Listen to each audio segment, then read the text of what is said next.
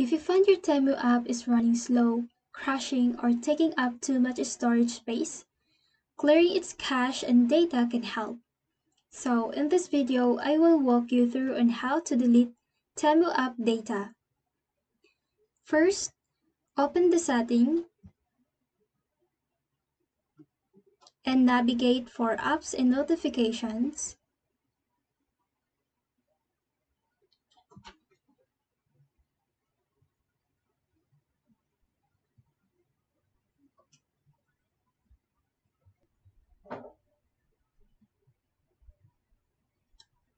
Tap the search icon and search for Temu app.